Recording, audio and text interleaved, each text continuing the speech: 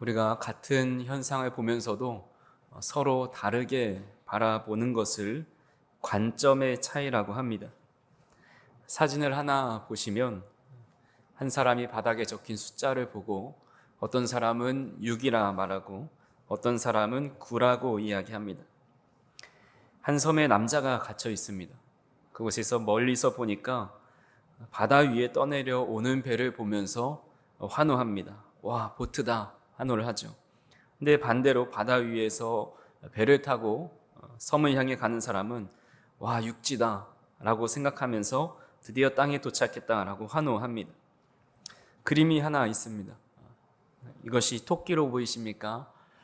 오리로 보이십니까? 눕혀놓으면 토끼고 세워놓으면 오리로 보입니다. 감옥에 갇혀있는 죄수 두 명이 그림을 그립니다. 한 사람은 창살 너머에 풍경을 그리고 또 한 사람은 창살만 그려 놓았습니다. 우리가 놀이공원에 가서 놀이기구를 탈 때도 마찬가지죠. 어떤 사람은 놀이기구를 타는 것을 좋아합니다. 180도 돌아가는 거, 또 급하게 하강하는 거, 그런 것을 통해서 도파민을 느낍니다. 근데 또 다른 한 명은 멀미가 나고 당장이라도 뛰어내리고 싶은 마음이 듭니다. 똑같은 기구와 높이와 속도, 상황은 동일한데 한 사람은 그 상황을 즐기고 있고 또 한 사람은 고통 속에 비명을 지릅니다. 이 상황을 따라서 어떤 관점으로 보느냐에 따라서 완전히 경험의 차이가 나는 것을 보게 됩니다. 링컨 대통령이 이런 말을 했습니다.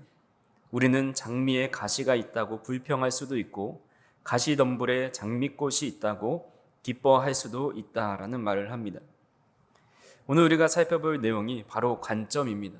장미꽃을 보면서 어떤 사람은 왜 장미에 가시가 있어?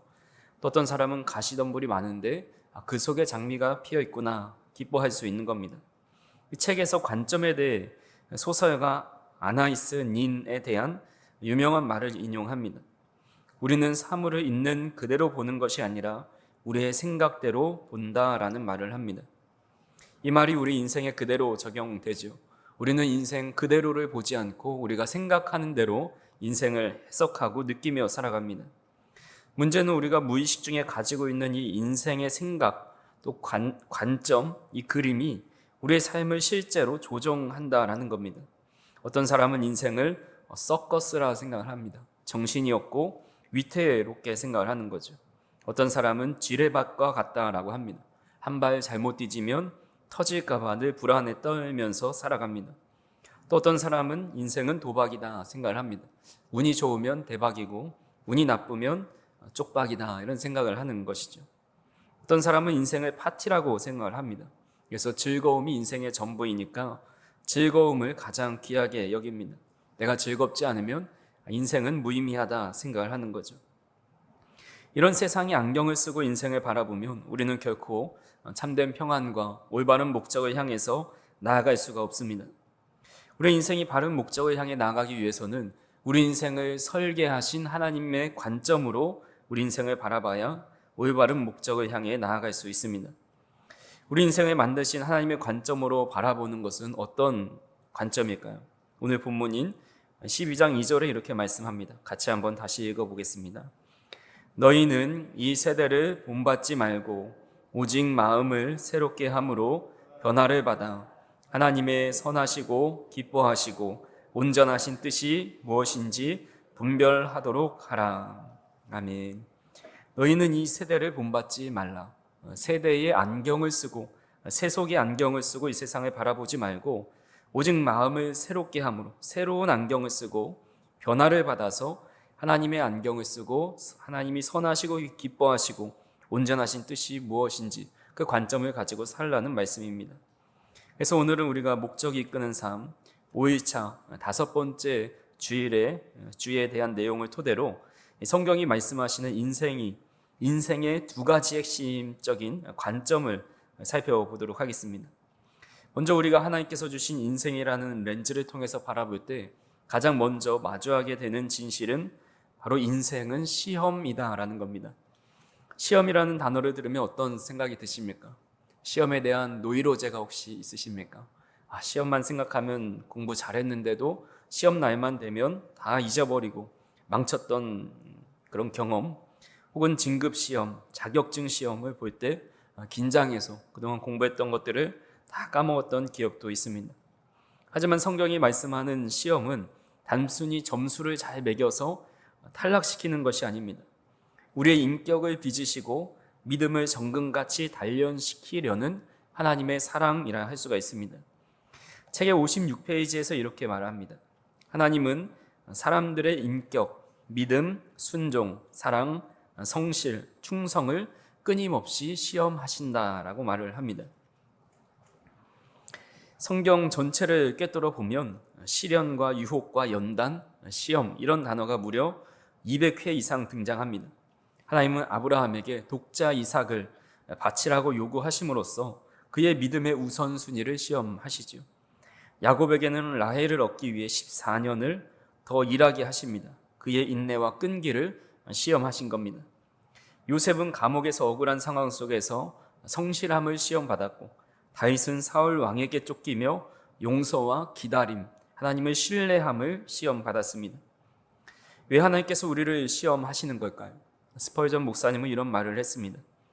보석 세공사는 보석을 깎고 다듬을 때 가장 많은 시간을 들인다. 하나님께서 당신을 다루시는 시간이 길고 고통스럽다면 그것은 당신을 가장 빛나는 보석으로 만들고 계시다는 증거다라는 말을 합니다. 시험은 우리를 무너뜨리기 위함이 아닙니다. 오히려 우리를 정금과 같이 단련시키기 위함입니다.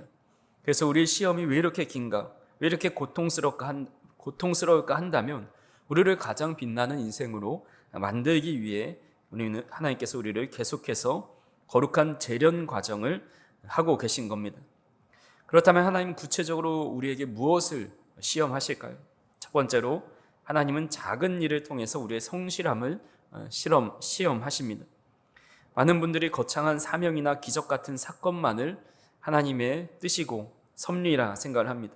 하지만 하나님은 지극히 평범하고 사소한 일상 속에서 우리를 주목하고 계십니다. 꽉 막힌 도로에서 운전대를 잡고 있을 때 우리가 어떤 말을 내뱉는지, 식당 종업원이 실수를 했을 때 어떤 태도를 보여주는지, 아무도 보지 않는 곳에서 떨어진 쓰레기를 줍는 손길과 또한 사람과의 약속을 잘 지키려는 노력들, 이 모든 것이 하나님의 시험이라 할 수가 있습니다. 누가복음 16장 10절에서 이렇게 말씀합니다. 같이 한번 읽어보겠습니다. 지극히 작은 것에 충성된 자는 큰 것에도 충성되고 지극히 작은 것에 불의한 자는 큰 것에도 불의하니라. 아멘. 그래서 우리 일상에 계속해서 찾아오는 여러 가지 사건들 속에서 이것이 하나님께서 나를 시험하시는 일 중에 하나다라고 생각을 한다고 한다면 우리는 그 하나 작은 사소한 것까지도 그냥 넘어갈 수 없다라는 겁니다. 두 번째로 하나님은 문제와 고난을 통해서 우리의 믿음을 시험합니다. 이해할 수 없는 고통이 찾아왔을 때 우리는 흔히 하나님께서 나를 버리셨나, 나를 벌하시나 이런 생각을 합니다. 하지만 책 57페이지에서 이런 말을 합니다. 아주 중요한 시험은 삶에서 하나님의 임재를 느끼지 못할 때 어떻게 반응하느냐는 것이다 라고 말을 합니다. 하나님은 히스기야 왕에게 형통함을 주셔서 수명도 연장시켜 주시고 나라를 강대하게 만들어 주십니다. 하지만 바벨론 방백들이 이 히스기야 왕에게 문안 인사를 하러 찾아왔을 때 그때 히스기야 왕이 자신의 창고를 열어서 얼마나 자신이 가장 강한 힘을 가지고 있는지를 자랑합니다. 하나님은 그것을 놓고 히스기야의 마음이 어떠한가를 시험하였다라고 성경은 말씀합니다. 역대하 32장 31절에 보시면 그러나 바벨론 방백들이 히스기야에게 사신을 보내어 그 땅에서 나타난 이적을 물을 때에 하나님이 히스기야를 떠나시고 그의 심중에 있는 것을 다 알고자 하사 시험하셨더라라고 말씀합니다. 그러니까 히스기야가 부해졌을 때 하나님이 히스기야를 떠나셨다 말씀합니다. 하나님이 침묵하시는 그 순간에 여전히 그가 하나님을 신뢰하고 높이고 있는지를 확인하고 싶으셨던 겁니다. 그래서 지금 견디기 힘든 문제 속에 있고 기도를 해도 응답이 없는 것 같다고 느끼고 있다면 혹 그것이 믿음의 심화 과정을 치르는 과정일 수가 있습니다. 시험을 치를 때 교실 안에 선생님이 감독관으로 있습니다. 근데 아무리 학생이 선생님이 답이 뭡니까? 물어봐도 대답해 주지 않습니다. 하나님도 우리가 하나님이 우리 삶 안에 거하고 계시지만 때로 하나님 앞에 하나님 왜 이런 고난이 찾아옵니까? 하나님 어떤 길로 가야 합니까? 물어봐도 침묵하실 때가 있습니다.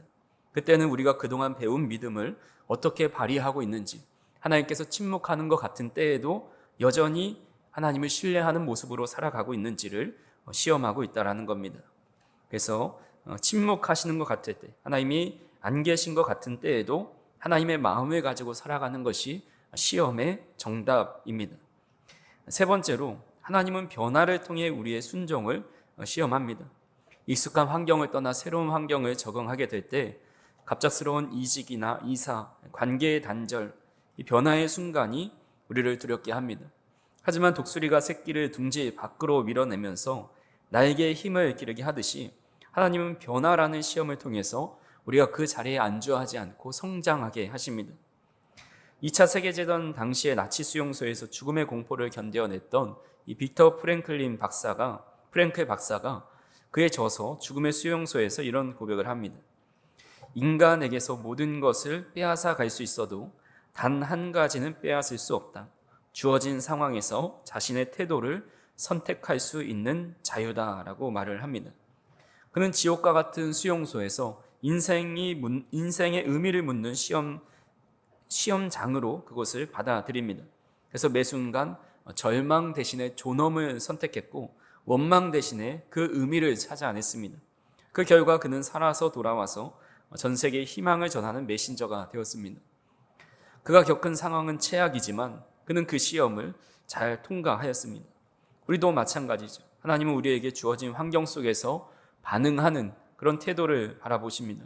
어떤 때는 부하게 하시고 부할 때 우리의 마음이 어떠한지, 어떤 때는 가난하게 하셔서 우리 가난한 때의 마음이 어떤지, 어떤 때는 건강을 잃게 하셔서 그 건강을 잃은 상태에서 하나님은 어떤 모습으로 섬기고 있는지를 시험해 보신다라는 겁니다.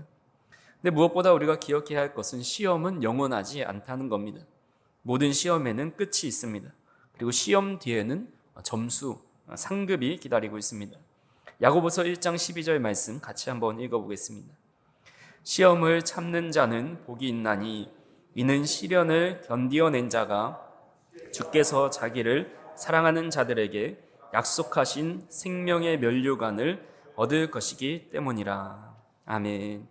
그래서 우리가 지금 겪고 있는 아픔이나 갈등이나 부족함, 이 모든 것이 재수 없는 일이 아니나 또 운명으로 치부하거나 어떤 잘못된 것으로 여기지 말아야 합니다. 세상은 안 좋은 일이 일어났을 때 액땜했다라고 이야기하죠. 우리 새해 이렇게 맞이하면서 좋은 일로 새해를 시작하면 좋을 텐데 안 좋은 일로 시작하면 액땜했다 해서 큰 액을 작은 액으로서 막는 희생의 일종이다라고 생각을 합니다. 저희 가정이 지난 설 전날인 월요일 날 둘째가 B형 독감에 걸리고 폐렴에 걸려서 입원을 했습니다. 그러고 나서 3일 뒤에 퇴원을 했는데 수요일 날 첫째가 B형 독감에 걸려서 또 입원은 안 하고 다행히 링겔만 맞고 치료하고 있습니다. 목요일 날 제가 B형 독감에 걸려서 링겔을 맞고 이게 지금 잘 건강하게 있습니다. 토요일 날 어제 아내가 B형 독감에 양성이 나와서 지금 집에서 좀 쉬고 있습니다. 이런 일을 겪을 때 새해인데 왜 이렇게 안 좋은 일로 시작해서 세상이 바라볼 땐 액땜했다. 앞으로 더 큰 안 좋은 일들을 이 작은 일들로 막았다라고 생각을 하지만 저는 이 일을 겪으면서 이 독감에 걸린 사람의 아픔이 얼마나 힘든가 이것을 이제 깨닫게 되었습니다. 그래서 우리 교회도 독감 걸려서 오늘 못 오신 분들이 몇 있습니다. 아이들도 있고 이렇게 생각이 되는데 그분들을 생각할 때마다 얼마나 힘들까, 지금 얼마나 입맛이 없을까 이런 생각을 하면서 이제 생각을 하게 되는데 이런 것들이 나에게 삶에 찾아오는 어려움과 힘든 것들이 왜 나에게 이런 일이 찾아왔을까로 해석하는 것이 아니라 내가 이렇게 어려움을 겪으면서 또 다른 사람은 이런 어려움을 겪을 때 얼마나 힘들고 어려울까 이런 것들을 생각하게 되면서 그런 시험들을 우리는 그런 과정을 통해서 주님이 원하시는 모습으로 빚어가게 된다는 겁니다. 그래서 우리에게 찾아오는 고난과 어려움들은 다른 사람을 이해하고 더 품어주게 하는 하나의 통로가 됩니다. 하나님께서 원하시는 것은 우리의 삶에 찾아오는 시험을 보면서 원망하고 좌절하는 것이 아니라 그 시험을 딛고 또 다른 사람을 위로하고 또 다른 사람에게 힘을 주는 그런 메신저로, 또 그것을 잘 통과해서 여전히 어떤 상황에서든지 하나님을 신뢰하는 자로 살아가기를 원하신다라는 겁니다. 그래서 우리 삶에 찾아오는 여러 가지 다양한 시험들을 우리가 잘 받아들이고 그 안에서 하나님의 뜻이 무엇인지를 더 발견해 나갈 수 있는 저희 성도님들이 되기를 간절히 소망합니다. 두 번째 관점은 이 땅의 삶은 위탁이라는 겁니다. 위탁이라는 말은 잠시 맡겨졌다라는 뜻이죠. 이 개념은 우리가 평소 가지고 있는 소유에 대한 개념을 바꿔놓습니다. 우리는 흔히 내 돈, 내 집, 내 시간, 내 몸과 내 자식이라고 생각을 합니다. 근데 성경은 분명하고도 단호하게 말씀합니다. 시편 24편 1절에 보시면 같이 한번 읽어보겠습니다. 땅과 거기에 충만한 것과 세계와 그 가운데에 사는 자들은 다 여호와의 것이로다. 아멘. 냉정하게 생각해 보면 우리가 이 세상에 올 때 아무것도 가지고 온 것이 없습니다. 빈손으로 왔고 갈 때도 역시 빈손입니다. 수의에는 주머니가 없다고 하죠. 아무것도 가져갈 수 있는 것이 없습니다. 그렇다면 우리가 이 땅에서 누리는 모든 것, 시간과 재능과 물질과 기회와 건강은 다 하나님께서 우리에게 대여해 주신 겁니다. 그래서 58페이지에 이런 기록이 있습니다. 우리는 이 땅에 잠시 머무는 동안 아무것도 소유하지 못한다. 하나님은 우리가 이 땅에 있는 동안 우리에게 이 지구를 잠시 빌려주신 것이다 라고 이야기합니다. 한 드라마에서 크게 마약 사범을 하는 한 사람이 앞으로 자신이 이런 사역을 더 번창하게 하려고 엄청나게 땅을 사놨고 그것을 제조할 수 있는 모든 여건들을 맞춰놨다라고 하면서 자신의 충직한 부하한테 막 소개를 하고 자랑을 합니다. 그리고 그것을 나에게 잘 충성하면, 나와 잘 동업하게 되면 이것을 함께 하면서 하루에 수억 원씩 벌 수 있게 해주겠다고 이야기합니다. 이곳에 나의 유토피아를 건설할 것이다 말하죠. 근데 그 마약 사범은 모든 것을 갖춰놨지만 시작도 못하고 결국 죽는 것이 드라마의 결말이었습니다. 아무리 땅에 많은 것을 준비해 놓아도 하나님이 부르시면 다 놓고 가야 되는 겁니다. 우리는 주인의 것을 관리하는 청직이라는 사실을 잊어서는 안 됩니다. 청지기를 오늘날로 치면 호텔의 지배인이나 발렛 파킹 요원과 같다 할 수가 있습니다. 발렛 파킹 요원이 손님이 최고급 차를 가지고 와서 키를 맡깁니다. 요원은 그것을 운전해서 주차장으로 갑니다. 잠시 동안 핸들을 잡고 엔진 소리를 듣고 또 에어컨도 틀 수 있습니다. 하지만 그 차는 자기 차가 아닙니다. 차 주인이 돌아와서 차 좀 빼주세요 말을 하면 군말 없이 차를 가져와 열쇠를 내어주어야 합니다. 만약 요원이 이 차 너무 좋은데 제가 좀 탈게요 라고 하면 그건 절도가 됩니다. 우리의 인생이 바로 이와 같습니다. 하나님은 우리에게 생명이라는 매우 중요한 가장 성능이 좋은 차를 맡기셨습니다. 시간이라는 자본을 맡기셨습니다. 그리고 언젠가 반드시 이제 그것을 다시 가져와라 하는 날이 옵니다. 제가 전에 사역하던 교회에서 승합차를 하나 새로 뽑았습니다. 스타리아 얼마 나오지 않았던 차인데 최신 승합차를 뽑은 거죠. 그리고 그 차를 이제 부교육자였던 제가 몰게 되었습니다. 난생 처음 새 차를 몰아봤는데 그 최신 기능들이 다 들어가 있고 얼마나 운전하기가 편한지 모릅니다. 근데 너무 좋았지만 사실 그 차는 제 차가 아니지요. 그리고 전에보다 부담스러운 면이 있습니다. 전에 있었던 차들은 본래 기스가 나 있고 깨끗하지 않아서 대충 관리해도 됐는데 그 차는 너무 새 차라서 조금이라도 긁히면 티가 나고 쓰레기를 방치해 놓을 수가 없는 겁니다. 차의 모든 기능은 사용하지만 제 개인 차가 아니기 때문에 더 깨끗하게 청소하고 조심하게 사용하게 됩니다. 세상 사람들은 내 것이 아니니까 대충 써도 된다고 합니다. 렌터카를 험하게 모는 것과 같죠. 하지만 그리스도인은 내 것이 아니니까 하나님의 것이니까 더 깨끗하게, 더 소중하게, 더 가치 있게 써야 한다고 믿는 사람들이 바로 청지기 의식을 잘 갖춘 사람입니다. 특히 청지기 의식이 가장 치열하게 부딪히는 영역이 바로 물질입니다. 누가복음 16장 11절에 주님께서 이렇게 말씀합니다. 같이 한번 읽어보겠습니다. 너희가 만일 불의한 재물에도 충성하지 아니하면 누가 참된 것으로 너희에게 맡기겠느냐. 여기서 참된 것은 사람을 살리는 영향력, 하나님의 상급을 의미합니다. 하나님은 우리가 세상의 작은 돈을 어떻게 쓰는지 보시고 영적인 큰 축복을 맡길지 말지를 결정한다라고 볼 수가 있습니다. 돈은 영적 생활과 분리된 것이 아니라 돈을 어디에다 쓰느냐가 그 사람의 마음이 어디 있는지를 보여줍니다. 감리교의 창시자 존 웨슬리는 돈에 대해 이런 유명한 말을 남겼습니다. 할 수 있는 대로 많이 벌라. 할 수 있는 대로 많이 저축하라. 그리고 할 수 있는 대로 많이 주라 라는 말을 합니다. 간절히 바라기는 우리 모든 성도님들이 할 수 있는 대로 많이 버시기 바랍니다. 많이 저축하시기 바랍니다. 그리고 많이 나눠주시기를 바랍니다. 삶을 꾸어질지언정 꾸지 않는 복된 인생이 되기를 축복합니다. 돈을 버는 목적이 나의 배를 불리기 위함이 아니라 하나님의 뜻대로 흘려보내기 위함이라는 것을 아는 것이 바로 청지기의 정신입니다. 하나님은 반드시 결산할 때가 오죠. 마태복음 25장에 보면 달란트 비유에 이 5달란트와 2달란트를 남긴 종에게 똑같은 칭찬을 하십니다. 그 주인이 이르되 잘하였도다. 착하고 충성된 종아, 내가 적은 일에 충성하였음에 내가 많은 것을 내게 맡기리니 내 주인의 즐거움에 참여할지어다 하고, 이 짧은 칭찬 속에 청지기가 받는 3가지 상급이 담겨 있습니다. 첫 번째는 칭찬이죠. 잘했다. 충성되게 너무 훌륭하게 잘 감당했다. 세상의 박수갈채는 사라지지만 하나님의 칭찬은 영원합니다. 두 번째는 승진입니다.